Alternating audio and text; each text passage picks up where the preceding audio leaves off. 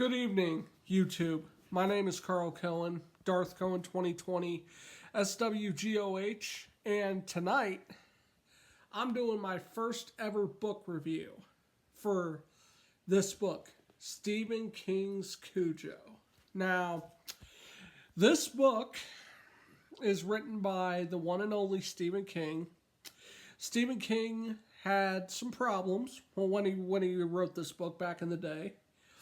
As for why I think this book is so great is, when I was a teenager, about 15 or so, my school in Edgewood, Kentucky, had this in the library. Me being the sophomore that I was, 15, 16 years old, decided, you know what, I'm going to do a book report on this. And I'm glad I did. This book features a couple of things that are unique. They feature a family. It basically focuses on two families. It focuses on the Trentons, Donna, Vic, and Tad Trenton. It also focuses on the Cambers, which are Joe Camber, Charity Camber, the mother, Joe Camber's the father, and their son Brett Camber. Now, the Cambers own a 200-pound St. Bernard named Cujo. The story starts with basically introducing us to all the characters, but it also introduces us to Cujo. Cujo is a dog that is lovable, wants to give children rides on his back. He's as innocent as the world is pure. But then one day, he decides to chase a rabbit into what he thinks is a rabbit hole. But it turns out it's a cave. Sticks his head in the cave and barks uncontrollably, trying to get the rabbit to come out. The only problem is, the cave has a bunch of rabid bats in it. Bats, apparently, are natural carriers of rabies. This I did not know before I read the book and watched the movie as a young kid. When I was younger, this is a well-known fact for anybody who knows me, my parents, my mom in particular, had all of these books. So she sat me down one day when I was probably 4 or 5 years old and read me this book, start to finish. And the plot of the story is, once Cujo is bitten, pretty much it's game over for him from there. Now, as for what the book is about as far as the adults go, this book kind of stalls.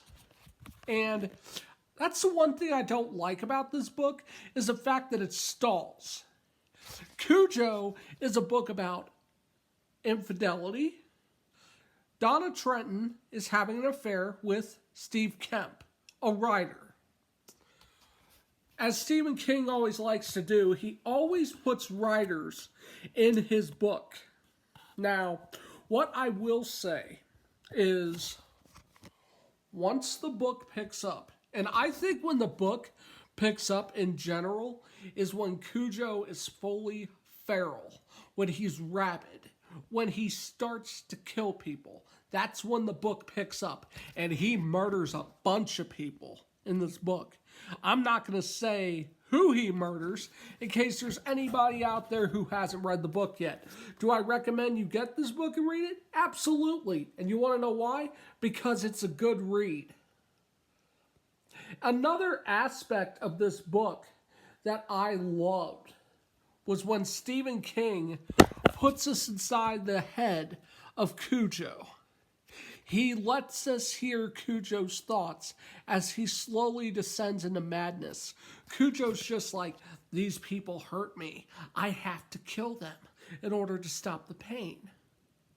Keep in mind, when Stephen King wrote this, he was addicted to drugs and he was ruthless in the earlier days. That's why books like this, The Shining, Pet Sematary, Christine, Carrie, all those books, which by the way I've read, are awesome reads. I will be doing another book review in the future. This is my first. So if you like what you're seeing so far, feel free to hit the comments and ask me any questions about the books.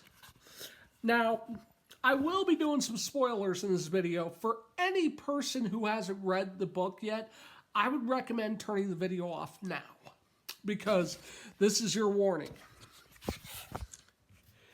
Now that the people have left that don't want to be spoiled, let me talk about the plot a little deeper. This book, I said before I wouldn't say who Cujo killed. Well, I'm going to tell you a couple of people that he kills. He kills Gary, who is Joe Camber's best friend. He murders him first. And I found that somewhat ironic, considering the fact that he probably never liked Gary to start with. And in the book he says, Gary says to Cujo, "Good boy, good Cujo." But the book says the words meant nothing coming from the man. All the words meant to Cujo were fear and murder. So Cujo didn't care that he was saying, "Good boy, good Cujo," because in Cujo's eyes, he was responsible for hurting him. So what does Cujo do? He attacks him. Gary manages to fight the dog off, and he swears at the dog, saying, "I don't give a shit. You hear me? I don't give a shit." Now, the dog backs up a little bit, and you know what? Gary, I'll get to Joe Camber in a second, but Gary thought that it was a good idea. Just close the front door, close the screen door. Cujo is 200 pounds. He could rip through that like tissue paper. What he should have done was close the door. But, as an old girlfriend of mine used to say, dumb people make excellent characters in horror movies and horror books, such as Cujo. Next person he kills is Joe Camber. Joe Camber, ironically, got Cujo for Brett in the book. Yes, these are spoilers, so if you don't want to be spoiled, I recommend turning off the video now. He got Cujo for Brett as a present, but he told Brett, "This dog is yours. I want nothing to do with it. You hear? This dog is yours. I want nothing to do with it. You hear?" My best Maine impression, because those Maine individuals, it takes place in Castle Rock, Maine.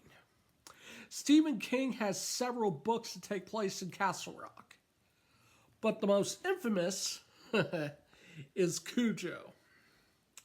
Cujo is my #1 overall Stephen King book. I have read this book several times. When I was a little kid, I used to read it. I read it now as an adult, and one of these days, when I have kiddos of my own, I might be a little more hesitant to read this book.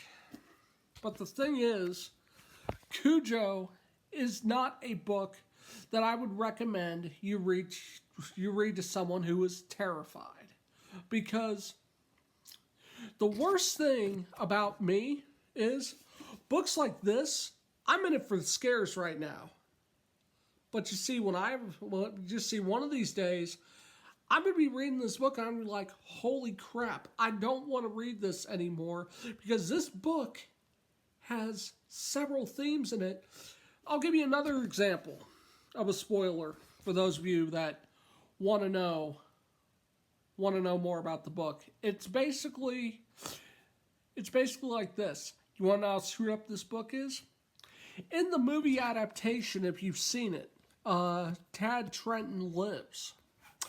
But in the book, he dies of dehydration in that Pinto when he and his mother are stuck on that farm and Cujo is hunting them.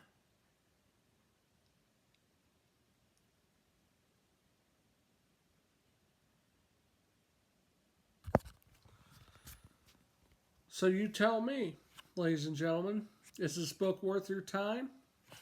Let me know in the comments down below, and I'll see you for another review. Let me know what book I should review next, because I've read several Stephen King books.